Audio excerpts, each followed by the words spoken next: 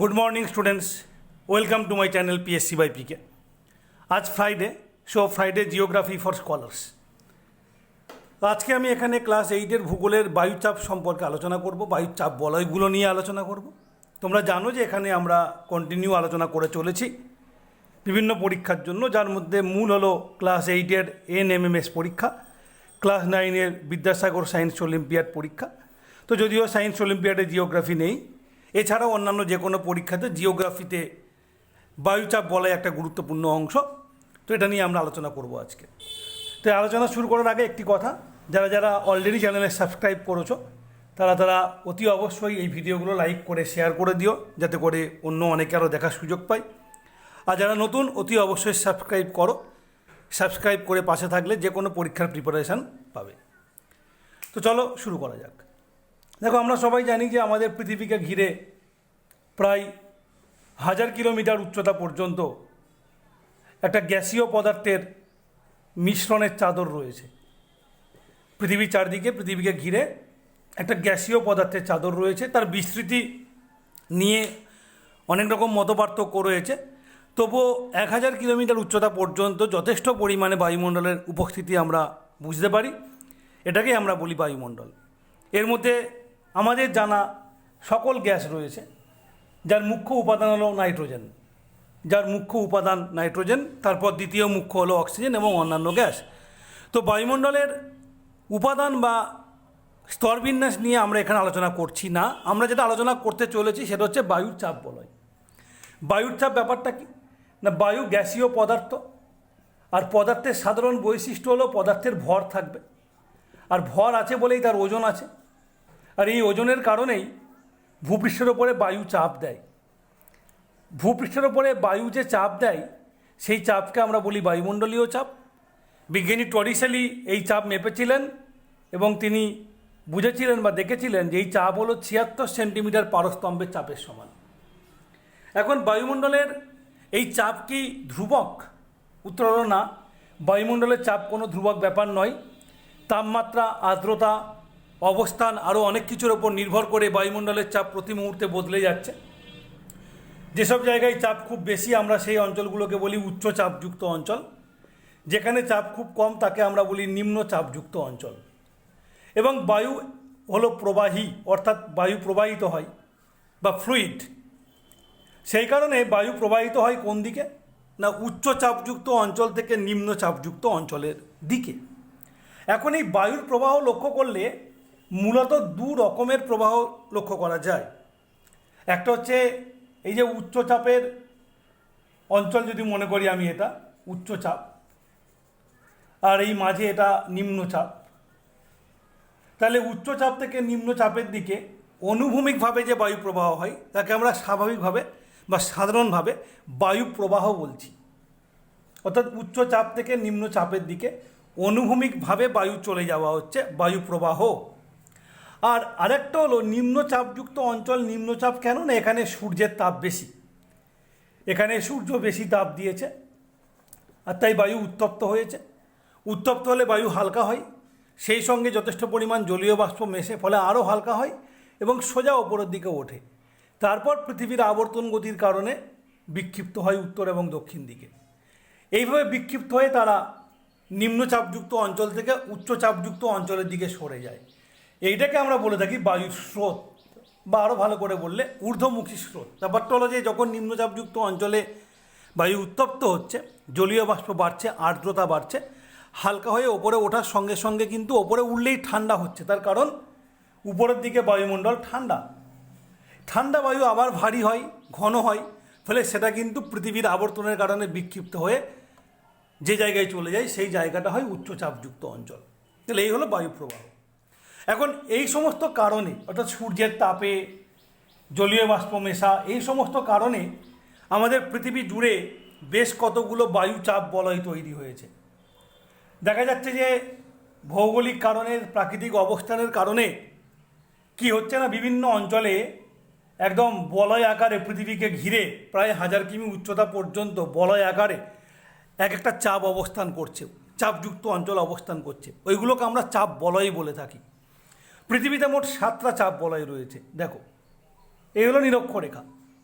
আমরা সবাই জানি যে নিরক্ষরেখার অক্ষাংশ হচ্ছে 0 ডিগ্রি এবং সূর্য প্রায় সারা বছরই নিরক্ষরেখার উপর লম্বভাবে আলো দেয়, প্রায় সারা বছরই সূর্যরশ্মি নিরক্ষরেখার উপরে লম্ব, ফলে এই অঞ্চলটা অত্যন্ত উত্তপ্ত। এবং নিরক্ষরেখার ওপরে 5 ডিগ্রি অর্থাৎ 5 ডিগ্রি উত্তর এবং নিচে 5 ডিগ্রি মানে 5 ডিগ্রি দক্ষিণ, এই 5 ডিগ্রি উত্তর থেকে 5 ডিগ্রি দক্ষিণ অক্ষাংশ এর মাঝখানে যে অঞ্চলগুলো পড়ে আমরা এগুলোকে বলি নিরক্ষীয় অঞ্চল। এই অঞ্চলে সূর্যরশ্মি যেহেতু প্রায় লম্ব, সেই কারণে এই অঞ্চলে ভূপৃষ্ঠ অত্যন্ত উত্তপ্ত হয়, ভূপৃষ্ঠের সংস্পর্শে থেকে বায়ুমণ্ডল অত্যন্ত উত্তপ্ত হয়। আবার যদি আমরা নিরক্ষরেখার অবস্থান দেখি তাহলে আমরা দেখতে পাবো এটা দক্ষিণ আমেরিকার বেশ কিছুটা অঞ্চলের উপর দিয়ে গেছে, আফ্রিকার বেশ কিছুটা অঞ্চলের উপর দিয়ে গেছে, আর তারপরে এখানে এশিয়ার ওই ইন্দোনেশিয়া এবং কিছু দ্বীপপুঞ্জের উপর দিয়ে গেছে। বাদবাকি সমস্ত জায়গাটাই কিন্তু এখানে জলভাগ। এই জায়গাটা হচ্ছে আটলান্টিক ওশান, এখানে রয়েছে ইন্ডিয়ান ওশান বা ভারত মহাসাগর, তারপরে রয়েছে প্যাসিফিক ওশান বা প্রশান্ত মহাসাগর, তিনটে বড় বড় মহাসাগরের উপর দিয়ে গেছে। ফলে জলভাগ বেশি হওয়ার কারণে এইখানে বায়ু যেমন অত্যন্ত উত্তপ্ত হয়, ঠিক তেমনি অত্যন্ত বেশি জলবায়ু পায়, জলীয় বাষ্প পায় বলে আর্দ্র হয়ে পড়ে। উষ্ণ এবং আর্দ্র বায়ু অত্যন্ত হালকা, তাই সহজে ওপরে উঠে যায়, এবং সহজে ওপরে উঠে যায় বলে এখানে পাশাপাশি কোনো বায়ুপ্রবাহ প্রায় নেই বললে চলে। এই জায়গায় পাশের দিকে বায়ুপ্রবাহ নেই বলে তুলনামূলক শান্ত। এই জন্য আগেকার দিনের লোকেরা এই অঞ্চলটাকে বলেছিল ডোলড্রাম। ডোলড্রামস মানে হচ্ছে শান্তাবস্থা বা চুপচাপ থাকে বায়ু এই জায়গাটাতে। ওকে, তাহলে এখানে আমার একটা প্রশ্ন থাকলো তোমাদের জন্য, কমেন্ট করে উত্তর জানাবে। নিরক্ষীয় অঞ্চল বলতে আমরা কি বুঝি? সেই সঙ্গে সঙ্গে একটু খুঁজে দেখবে নিরক্ষীয় রেখা পৃথিবীর কোন কোন দেশ এবং কোন কোন মহাসাগরের উপর দিয়ে গিয়েছে। অনেকগুলো দেশের উপর দিয়ে গিয়েছে, সমস্ত দেশগুলোর নাম বলার দরকার নেই, আমি ভিডিওর শেষে অবশ্যই তোমাদেরকে সেই নামগুলো জানিয়ে দেবো। তোমরা কিন্তু এখানে কমেন্ট করে এই অংশ পর্যন্ত দেখে কমেন্ট করে আমাকে জানাবে কোন কোন দেশের উপর দিয়ে নিরক্ষরেখা গেছে, কোন কোন মহাসাগরের উপর দিয়ে নিরক্ষরেখা গেছে। চলো শুরু করা যাক। তারপরে তাহলে এই অঞ্চলে কী হবে? নিম্নচাপ বলয়, তার কারণ বায়ু অত্যন্ত উষ্ণ আর্দ্র হয়ে ওপরে উঠে যায়, উঠে গিয়ে ওপরে ঠান্ডা বায়ু ঠান্ডা হয়ে কী হয়? পৃথিবীর আবর্তনের কারণে বিক্ষিপ্ত হয়। বিক্ষিপ্ত হলে কোন দিকে যাবে? উত্তর দিকে আর দক্ষিণ দিকে। ওকে, তাহলে এই একটা চাপ বলয় অঞ্চল হয়ে গেল। এবারে এই যে বায়ু বিক্ষিপ্ত হয়ে উত্তর আর দক্ষিণে গেল, এরপরে গুরুত্বপূর্ণ রেখাটা কি না? কর্কট ক্রান্তি রেখা, আর দক্ষিণে হচ্ছে মকর ক্রান্তি রেখা। কর্কট ক্রান্তি রেখা হচ্ছে 23.5 ডিগ্রি উত্তর অক্ষাংশ, আর মকর ক্রান্তি হলো 23.5 ডিগ্রি দক্ষিণ অক্ষাংশ। তো এখানে ও ঠিক তাই +-5, সেই জন্য আমরা এর ওপরে কিছুটা অঞ্চল এবং নিচে কিছুটা অঞ্চল নিয়ে আমরা এটাকে বলছি কর্কটীয় অঞ্চল। ওকে, ঠিক তেমনি করে এখানেও তাই, বেশ কিছুটা অঞ্চল যেখানে মাঝখান দিয়ে মকর ক্রান্তি রেখা গেছে, একে বলছি মকরীয় অঞ্চল। এই মকরীয় অঞ্চল এবং কর্কটীয় অঞ্চলে যে চাপ বলয় তার কি অবস্থা দেখো। নিরক্ষীয় অঞ্চলে যে বায়ু ওপরে উঠলো, ঠান্ডা হলো, হয়ে সেটা নিচের দিকে নামছে, বিক্ষেপের কারণে কর্কটীয় এবং মকরীয় অঞ্চলে যাবে।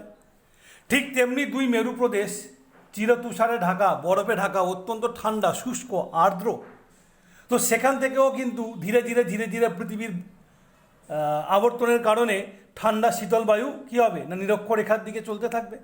ফলে এই দুই ঠান্ডা বায়ু একসঙ্গে কিন্তু এই অঞ্চলে এসে মেশে, ফলে এখানেও কিন্তু একটা শান্ত অঞ্চল দেখতে পাওয়া যায়। ওকে, কিন্তু এইটা হচ্ছে উচ্চচাপযুক্ত অঞ্চল, কর্কটীয় এবং মকরীয় অঞ্চল। তাহলে কর্কটীয় উচ্চচাপ বলয়, মকরীয় উচ্চচাপ বলয়। এরপরে হচ্ছে মেরুবৃত্ত। মেরুবৃত্ত হচ্ছে 66.5 ডিগ্রি উত্তর সুমেরুবৃত্ত, 66.5 ডিগ্রি দক্ষিণ কুমেরুবৃত্ত, এবং এর আশপাশে বেশ কিছুটা অঞ্চল জুড়ে এই +-5 করলে 60 থেকে 70 ডিগ্রি অক্ষাংশের মধ্যে মোটামুটিভাবে এটাকে আমরা বলছি সুমেরুবৃত্তীয় প্রদেশ, এটাকে বলছি কুমেরুবৃত্তীয় প্রদেশ বা কুমেরুবৃত্তীয় অঞ্চল। এই জায়গাগুলোতে আবার আমরা দেখতে পাবো নিম্নচাপ হয়েছে, নিম্নচাপযুক্ত বলয়। কেন নিম্নচাপযুক্ত বলয়? না, এই জায়গাটা যথেষ্ট ঠান্ডা, নিরক্ষীয় অঞ্চলের মতো অত উত্তপ্ত নয়, কিন্তু তারপরেও কম্পেয়ার টু মেরু প্রদেশ, মেরুর সঙ্গে তুলনা করলে এই জায়গাগুলো খুব যথেষ্ট উত্তপ্ত। সেই কারণে এই জায়গাতে আমরা আবার নিম্নচাপ বলয় দেখতে পাবো।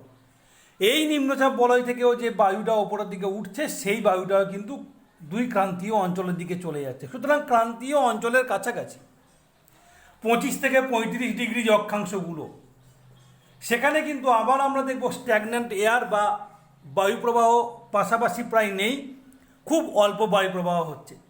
ফলে কি হয় না, আগেকার দিনে যখন পালতোলা জাহাজগুলো সমুদ্রে চলতো, তারা তো বায়ুপ্রবাহকে কাজে লাগিয়ে এক জায়গা থেকে অন্য জায়গায় যেত। তো এই সমস্ত অঞ্চলে 25 থেকে 35 ডিগ্রি অক্ষাংশে জাহাজগুলো মুভমেন্টের সমস্যা দেখা দিত, নড়তে পারতো না। এবং আমরা সবাই জানি যে একটা সময় ইউরোপ গোটা পৃথিবীতে রাজত্ব করেছিল। তো ইউরোপ থেকে ঘোড়াভর্তি জাহাজ এবং খাদ্যটাদ্য নিয়ে যখন জাহাজগুলো আসতো, মূল লক্ষ্য ছিল আমেরিকা বা তোমার হচ্ছে এই পূর্ব ভারতীয় দ্বীপপুঞ্জ বা ওয়েস্ট ইন্ডিজ, সেই দিকে যেতে গিয়ে একটা সমস্যায় পড়তো, নড়তো না, জাহাজগুলো আটকে যেত। তখন তারা খাদ্য বাঁচানোর জন্য, জাহাজকে হালকা করার জন্য জীবন্ত ঘোড়াকে জলে ফেলে দিত। এবং এটা একটা প্রায়শই ঘটনা ছিল, প্রায় এই ঘটনাটা ঘটতে দেখা যেত। সেই জন্য এই 25 ডিগ্রি উত্তর থেকে 35 ডিগ্রি উত্তর এবং 25 ডিগ্রি দক্ষিণ থেকে 35 ডিগ্রি দক্ষিণ, এর মাঝখানের যে অঞ্চলটা, তাকে আমরা বলি অশ্ব অক্ষাংশ বা হর্স ল্যাটিটিউড। ওকে, আর তারপরে একদম শেষ হচ্ছে মেরু প্রদেশীয় উচ্চচাপ বলয়। এখানে বলার কিছু নেই, সূর্যরশ্মি প্রায় পড়ে না। আমরা জানি যে এখানে প্রায় দীর্ঘ 6 মাস একটানা রাত থাকে এবং সূর্যরশ্মি অত্যন্ত তীর্যকভাবে পড়ে বলে এই অংশে সারা বছর বরফ ঢাকা থাকে। সূর্যরশ্মি নেই, ফলে জলীয় বাষ্প থাকার প্রায় কোনো প্রশ্নই ওঠে না, জলীয় বাষ্পের পরিমাণ অত্যন্ত কম। তাহলে অত্যন্ত ঠান্ডা এবং শীতল শুষ্ক আবহাওয়া, তাই এখানে উচ্চচাপ বলয় অবস্থান করে। তাহলে এই হলো মোটামুটিভাবে আমাদের আজকের পড়া। এটা সংক্রান্ত কিছু প্রশ্ন আমি ভিডিও ডেসক্রিপশান বক্সে দিয়ে দেবো, তোমরা সেগুলো উত্তর করে নিজেদের যাচাই করতে পারো। তাহলে আর একবার আমি এখানে ছবিটা এঁকে তোমাদের বুঝিয়ে দিই যে এই হচ্ছে পৃথিবী, নিরক্ষরেখায় নিম্নচাপ, কর্কটীয় এবং মকরীয় উচ্চচাপ, সুমেরু এবং কুমেরু বৃত্তে নিম্নচাপ, মেরুবিন্দুগুলোতে উচ্চচাপ। তাহলে মোট 7টা বলয়, দুটো মেরুতে দুটো উচ্চচাপ, দুটো মেরুবৃত্ততে দুটো নিম্নচাপ, কর্কট এবং মকরক্রান্তি রেখায় তোমার হচ্ছে উচ্চচাপ এবং নিরক্ষীয় অঞ্চলে নিম্নচাপ। এই মোট 7টা চাপ বলয় পৃথিবীতে রয়েছে। এই 7টা চাপ বলয়ের কারণে কিভাবে, কোন দিক থেকে কেমনভাবে বায়ুপ্রবাহ হয়, তার কি বৈশিষ্ট্য, তার ফলে আমাদের এখানে আবহাওয়া এবং ঋতু পরিবর্তনের ক্ষেত্রে কি কি প্রভাব পড়ে, এ সমস্ত কিছু থাকছে আমাদের পার্ট 2-তে। আজকের পার্ট 1 ভিডিওতে আমাদের মূল বিষয় একটাই ছিল, বায়ুচাপ বলয় সমূহ। আশা করি ভিডিওটি ভালো লেগেছে। তাহলে অতি অবশ্যই তোমরা লাইক করো, সেই সঙ্গে সঙ্গে শেয়ার করে অন্যদের দেখার সুযোগ করে দিও। আর যারা নতুন, আশা করব তারা চ্যানেলটিকে সাবস্ক্রাইব করবে। Thank you for watching. ভালো থাকো আর এই ভিডিওগুলো দেখে তোমাদের প্রিপারেশানকে এগিয়ে নিয়ে যাও।